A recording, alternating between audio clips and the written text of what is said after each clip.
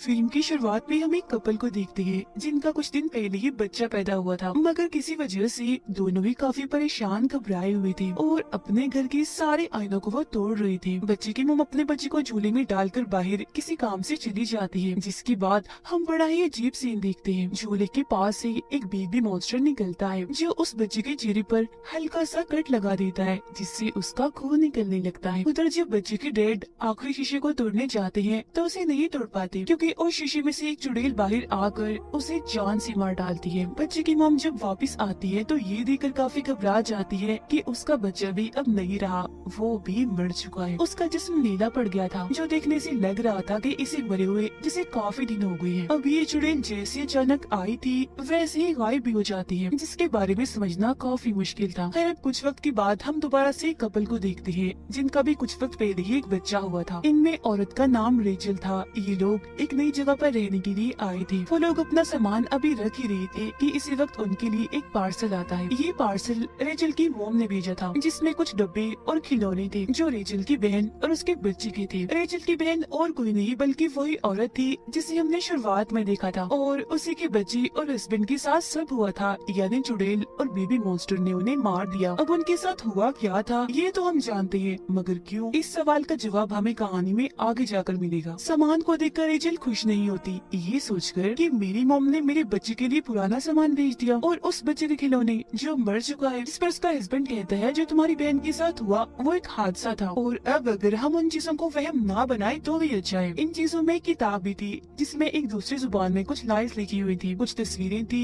और एक धुन भी बनी हुई थी। अब रेचल को तो ये जुबान समझ नहीं आती थी, मगर उसके हस्बैंड को थोड़ी बहुत आती थी, इसीलिए वो किताब को चेक करके बताता है कि ये जो लाइन्स और धुन है ये ललाबाई है, एक लोरी है। अब रेचल उसे गुनगुनाने लगती है, मगर एक कॉल की वजह से वो चुप हो जाती है और किताब को बंद कर देती है। अब कुछ दिन ऐसे गुजर जाते हैं। उनका बच्चा बाकी बच्चों की तरह हमेशा रोता रहता है, सोता भी नहीं है, इसलिए दोनों काफी परेशान हो गई थी। परेशान भी क्या, थक गई थी। ये सोचकर कि बच्चों को पालना आसान नहीं होता, दोनों ही अपने अपने काम से छुट्टी लेकर अपने बच्चे का ख्याल रख रही थी। रेचल एक बिजनेसमैन थी, जबकि उसका हस्बैंड एक आर्टिस्ट होता है। आज उसकी आर्ट्स, उसकी कला की एग्जीबिशन थी, यानी उसकी नुमाइश हो रही थी, इसीलिए उसका हस्बैंड काम पर चला जाता है और रेचल अकेली उसका ख्याल रखती है। वो उसे चुप करवा कर शांत करके सुलाने की कोशिश करती है, मगर वो सोता ही नहीं। फिर जब वो उसके लिए बेडशीट निकाल रही थी तो उसे वही किताब मिलती है जिसमें वो लोरी लिखी गई थी। उसे अब जैसे रेचल गुनगुनाती है तो उसका बच्चा अब बड़े ही आराम से सो जाता है। पर ठीक इसी वक्त पर हम देखते हैं कि घर की एक शीशे पर दरारें पड़ रही है, जो काफी अजीब था। रात को जब उसका हस्बैंड काम से लौटता है तो रेचल उसे बताती है कि मैंने बेबी को लैलाबाई लोरी सुनाई और वो बड़े आराम से सो गया, जिससे वो भी काफी खुश हो जाता है। इसके बाद वो दोनों सो जाते हैं, जिनके पास में बेबी स्क्रीन रखी हुई थी जो उनके बच्चे के कमरे की थी। जहाँ तभी अचानक एक चुड़ैल झूले के पास से निकलकर उसके पास आने लगती है। रेचल को महसूस होने लगता है कि बच्चे के कमरे में कोई है,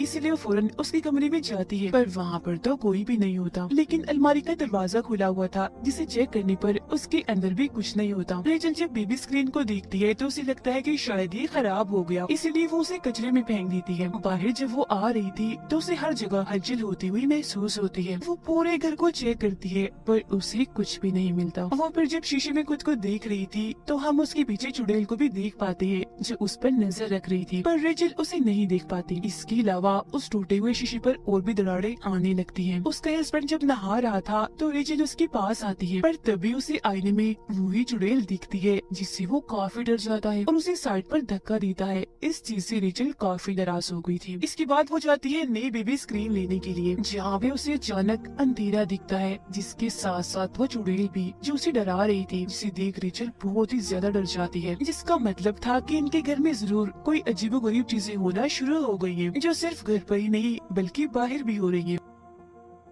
अब वो जो चुड़ैल थी वो शीशे के अंदर से ही रेचल और उसके बच्चे पर नजर रख रही थी और दरारें भी उस पर बढ़ती ही जा रही थी। अब रेचल को अपने बच्चे के कमरे से उसके रोने की आवाजें आने लगती है, मगर हैरत वो तो उसके पास ही था, इसीलिए घबराते हुए वो उसका कमरा चेक करने जाती है, जहाँ झूले में एक और बच्चा रो रहा था। वो जैसे कंबल हटाती है तो वहाँ कोई बच्चा नहीं बल्कि खिलौना था। वो इन सब चीजों से काफी डर गई थी और आस पास के दरवाजे भी क्योंकि अपने आप ही खुल रहे थे, बंद हो रही थी, तो वो घर से बाहर जाकर बैठ जाती है। फिर उसका हस्बैंड जब घर आता है तो वो उसे भी बताती है कि मुझे बहुत डर लग रहा है, शायद घर के अंदर कोई है। तो अब एक रॉड लेकर अंदर जाकर वो चेक करने लगता है, पर उसे भी वहाँ कोई नहीं दिखता। पर हड़बड़ी में उसका तोता अपने पिंजरे से बाहर आकर वहाँ उड़ने लगता है और गलती से वो उस तोते को मार देता है। अब ये तोता बचपन से उसके साथ था, इसीलिए वो काफी दुखी हो गया था। जहाँ तभी आकर रेचल उसे संभालती है। वो उसे कहती है कि शायद इस सब में मेरी गलती है, मैं अभी अपनी बहन की तरह पागल हो रही हूँ। जिस पर वो उसे समझाता है कि इसमें तुम्हारी कोई गलती नहीं है, तुम्हारी बहन तो पूरी ही पागल हो गई थी, जिसने हफ्तों तक अपने बच्चे की लाश को ढक कर रखा। तुम तो उसके जैसे बिल्कुल भी नहीं हो, तुम मत घबराओ। अब वो बताती है कि मुझे कोई चुड़ैल जैसी औरत दिखती है जो मुझे डराती है। जिस पर उसका हस्बैंड उसी किताब में रेचल को एक औरत दिखाता है और पूछता है कि क्या यही वो औरत है, क्योंकि ये मुझे भी दिखी थी जब मैं नहा रहा था। और ये किताब वाली औरत और कोई नहीं बल्कि वही चुड़ैल थी। दोनों ही काफी टेंशन में आ जाते हैं, पर किसी तरह खुद को संभालते हुए वो ये फैसला करते हैं कि जो कुछ भी है हम इसे साथ ही झेलेंगे और मिलकर ही इसका खात्मा करेंगे। अब रात को रेचल के हस्बैंड को अपने बच्चे के रोने की आवाज बाहर से आती है, जबकि वो तो उनके साथ ही सोया हुआ था। तो वो नींद में उठकर अपने बच्चे को चुप करवाने के लिए चला जाता है और घर से बाहर उस जगह पर आ जाता है जहाँ इन्होंने किताब को फेंका था। दरअसल रोने की आवाज इसी किताब में से आ रही थी जो उन लोगों को अपने पास बुलाना चाहती थी। और अब उसका हस्बैंड किताब को लेकर वापिस आ जाता है। सुबह जब रेचल सो रही थी तो उसके पास उसका बच्चा भी था जो अचानक से ही गायब हो जाता है। बच्चे की आवाज चादर के अंदर से आ रही थी, इसीलिए वो अंदर ही अपने बच्चे को ढूंढने लगती है। जहाँ उसे अपना बच्चा मिल तो जाता है मगर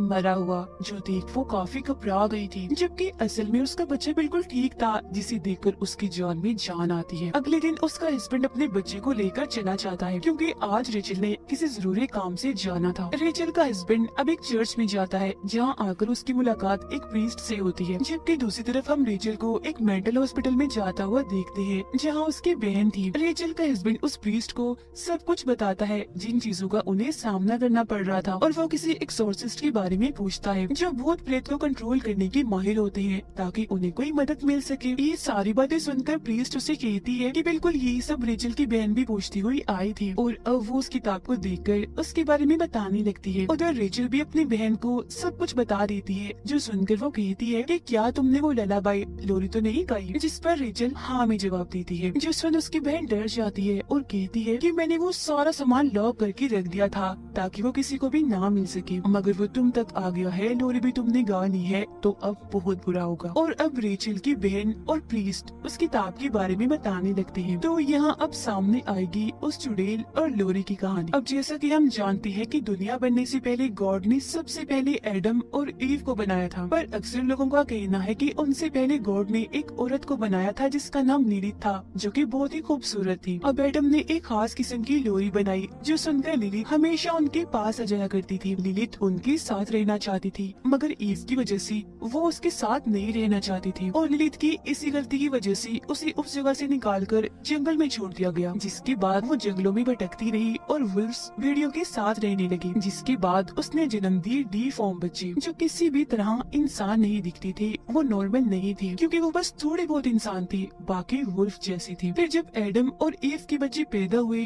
तो क्योंकि वो इंसान और प्यारे भी थे तो उनके बच्चों से लिलिथ को जलन होने लगी, इसीलिए उसने उनके बच्चे चुराना शुरू कर दिए, जिसके बाद नस्ल दर नस्ल यही चलता रहा। और इस नस्ल में कोई खास किस्म के बच्चे नहीं थे बल्कि पूरी इंसानी नस्ल के बच्चे थे जो कि एडम और ईव से पैदा हुए थे। ऐसा होने की वजह से एडम ने गॉड से दुआ मांगी, इसलिए गॉड ने लिलिथ को उठाकर एक खतरनाक दुनिया में फेंक दिया। अब रही बात ललाबाई यानी लोरी की, तो ये लफ्ज तो आया ही लिलिथ से बचने के लिए, मतलब कि ये एक ऐसी लोरी थी जो लिलिथ से बच्चों को दूर रखती। मॉम सी लोरी गाकर अपने बच्चों को लिलिथ से बचाती, पर वो क्योंकि काफी चालाक थी इसीलिए यहाँ उसने एक चाल चल दी। उसने वही एडम की खास लोरी उठाई और उसमें कुछ ऐसे बदलाव किए जिसे पढ़ने से वो दोबारा से जाग जाएगी, वापिस आ जाएगी। और यही वजह है कि इस ललाबाई लोरी के जरिए आज भी वो बच्चों को ले जाने में कामयाब रहती है जब कोई उसे गाता है। उसकी बहन कहती है कि मैं तुम्हारे बच्चे को बचा सकती हूँ, बस मुझे यहाँ से निकालो, जिसके लिए रेचल मान जाती है। उधर रेचल का हस्बैंड उस प्रीस्ट से मदद मांगता है, जिस पर वो कहती है कि ये सिर्फ कहानियाँ हैं, झूठी दास्तान है, सच नहीं है, तो इसमें मैं तुम्हारी कोई मदद नहीं कर पाऊंगी और तुम भी रिलैक्स हो जाओ। जो सुनकर गुस्से में उसका हस्बैंड यहाँ से चला जाता है। घर आकर वो देखता है कि बाथरूम की सारी टैप्स टूटियां खुली हुई है जिनमें से पानी आ रहा था, तो वो अपने बच्चे को कमरे में छोड़कर उन्हें बंद करने वॉशरूम में चला जाता है, जहाँ तभी दरवाजा दरवाजा अचानक बंद हो जाता है। बाहर उसका बच्चा अकेला था, जहाँ तभी उसके पास बेबी मॉन्स्टर आता है, जो कि और कोई नहीं बल्कि लिलिथ के बच्चे हैं। और शुरुआत में भी झूले के पास हमने जिस बेबी मॉन्स्टर को देखा था, जिसने बच्चे के चेहरे पर कट लगाया था, वो भी और कोई नहीं बल्कि लिलिथ का ही बच्चा था, क्योंकि ये भी दरअसल इंसान के बच्चों को पसंद नहीं करते थे। अब वो रेचल के बच्चे के सामने शीशे का एक बर्तन तोड़ देती है, जिससे बच्चे के सामने ढेर सारा कांच बिखर जाता है, जिससे कि उसे किसी भी वक्त लग सकता था। उधर बाथरूम में रेचल के हस्बैंड को भी लिलिथ की झलक दिखाई देती है। बच्चा कांच के टुकड़े से अपना हाथ जख्मी करने ही वाला था कि तभी यहाँ रेचल आकर उसे ऐसा करने से रोक लेती है। उसके साथ उसकी बहन भी थी, जिसे देख उसका हस्बैंड पूछता है कि तुम इसे यहाँ क्यों लाई हो। जिस पर वो कहती है कि ये हमारी मदद कर सकती है, पर क्योंकि वो तो उसे पागल समझता था तो उसे ये चीज ठीक नहीं लगती। रेचल की बहन बताती है कि लिली पहले मेरे बच्चे को ले गई और फिर मेरे हस्बैंड को भी उसने मार डाला था, तो अब हमें कैसे भी करके तुम्हारे बच्चे को बचाना है। उस पर हर वक्त नजर रखी जाए और शीशों को ढक कर रखा जाए, और जब भी हम लिलिथ को देखें तो फौरन हम वहाँ से भाग जाएं, क्योंकि शीशे के जरिए ही वो नजर रखती है और वहाँ से आती जाती है, क्योंकि वो उसका रास्ता है अपनी दुनिया से यहाँ आने का। रेचल के हस्बैंड के पास एक आदमी की कॉल आती है, जो उसे बताता है कि मैं सीनियर प्रीस्ट हूँ, मेरे पास तुम्हारी ये किताब आई है, और जिस प्रीस्ट के पास तुम गई थी उसने मुझे बताया है कि तुम्हें मदद चाहिए, तो तुम बताए हुए घर के पते पर फौरन आ जाओ। तो वो ऐसा ही करता है, उस घर के लिए फौरन निकल जाता है। अब घर में रेचल और उसकी बहनी बच्ची का ख्याल रख रही थी, जहाँ रेचल उससे कहती है कि मुझे लगता है मैं एक अच्छी माँ नहीं बन सकती, जो सुनकर उसकी बहन समझाती है कि ऐसा मत सोचो, ये सब तुम्हारे दिमाग में लिलिथ ने डाला है, ये उसकी चाल है, क्योंकि ऐसा करके वो तुम्हारे भरोसे को तोड़ना चाहती है, जिसके बाद वो आसानी से तुम्हारे बच्चे को ले जाएगी, तो इसीलिए तुम्हें हिम्मत और भरोसा रखना होगा। रेचल का हस्बैंड दिए हुए पते पर पहुंचकर सीनियर प्रीस्ट से मिलता है, जो किताब चेक करके उसे बताती है कि इसमें जो लोरी लिखी है वो किसी ने गाई है, जिस पर वो कहता है कि हाँ मेरी वाइफ रेचल ने गाई थी, जिसके जवाब में प्रीस्ट कहते हैं कि इस वजह से अब तुम्हारा बच्चा लिलिथ की नजर में है, तो सबसे पहले तुम्हें अपने बच्चे को लिलिथ से बचाना है। और हाँ, वो बच्चे को सीधा डायरेक्ट आकर नहीं ले जाती, उसे नहीं मारती, बल्कि उसका प्रोसेस किसी रिचुअल जादू की तरह होता है, जिसे पूरा करके ही वो बच्चे तक पहुंच सकती है। इस रिचुअल में 3 स्टेप्स होते हैं, जिनके पूरा होते ही इस दुनिया का दरवाजा खुलता है और वो आ जाती है। पहला स्टेप था उस लोरी को गाना, फिर दूसरा घर में किसी जानवर परिंदे का खून बहना, जिस पर फौरन रेचल का हस्बैंड कहते हैं कि हाँ मेरे तोते का खून बहा था, वो मर गया है, जिसका मतलब था कि अब आखिरी तीसरा स्टेप ही बचा है रिचुअल पूरा होने में, और वो है उनके बच्चे का एक बूंद खून बहना। जब ऐसा होगा तो लिलिथ उसे लेने आ जाएगी, यानी कि शुरुआत वाले बच्चे को जो कट लगा था उसके खून बहने की वजह से ही लिलिथ उसे ले जा पाई थी, और ये सब और कोई नहीं बल्कि लिलिथ के बच्चे करते हैं। और उन्होंने रेचल के बच्चे के सामने भी ग्लास का बर्तन इसलिए तोड़ा था ताकि उसका खून बहे और रिचुअल पूरा होते ही लिलिथ आकर उसे ले जाए।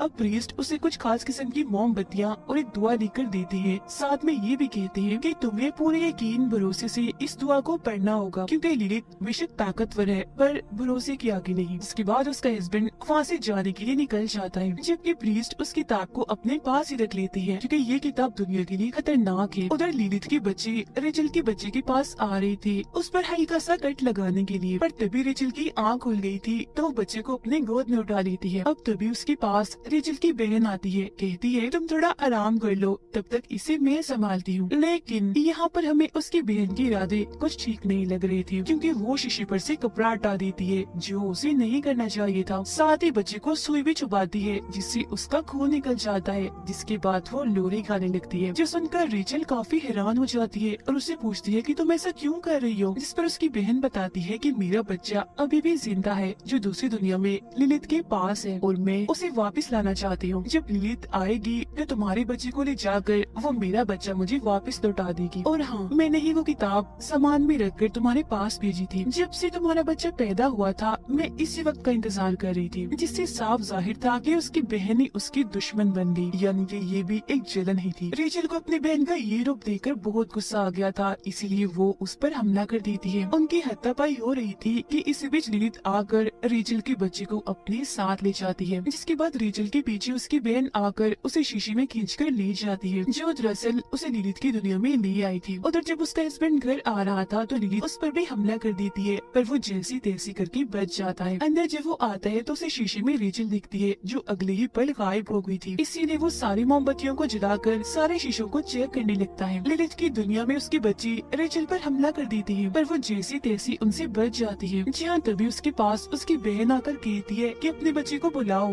पूरा यकीन यकीन से, क्योंकि ऐसा करके ही हम उसे ढूंढ पाएंगे और दोनों बच्चों को बचा पाएंगे। अब रेचल जैसे अपने बच्चे का नाम लेती है तो उसे उसकी आवाज भी आने लगती है, जिसका वो पीछा करने लगती है। लिलिथ फिर रेचल के हस्बैंड पर हमला करने के लिए आती है और उन मोमबत्तियों को भी बुझा देती है, मगर जब वो धुआं पड़ने लगता है वो पूरे यकीन के साथ तो मोमबत्तियां दोबारा से जल जाती है, जिस वजह से लिलिथ वहाँ से चली जाती है। उधर रेचल एक कमरे में जाती है जहाँ उसे अपना बच्चा भी मिल जाता है, पर तभी इधर लिलिथ आकर उस पर हमला करके बच्चे को उससे छीन लेती है। उसकी बहन भी वहाँ आ चुकी थी, जो लिलिथ पर हमला करके बच्चा लेती है और रेचल के हाथ में देकर कहती है कि जल्दी करो, भाग जाओ यहाँ से। खुद वो लिलिथ को रोकने में लग जाती है, पर अपनी खतरनाक लोरी को सुनाकर लिलिथ उसे भी मार डालती है। उधर जब रेचल भाग रही थी तो सारे शीशे टूटने लगती है, जिनसे बचने के लिए रेचल अब और भी तेज भागने लगती है। यहाँ उसकी मदद कर रही थी उसके हस्बैंड की दुआ करने की आवाजें, और अब इससे पहले उसके घर का भी शीशा टूटता वो पहले ही उसे पार करके वापस आ जाती है। अब लिलिथ भी उन पर हमला करने के लिए आईने से बाहर आने लगती है, पर अब वो दोनों मिलकर एक साथ दुआ को दोहराने लगते हैं और उसे इस दुनिया में आने से रोक देते हैं। इसके बाद लगता है कि सब कुछ शांत हो गया था,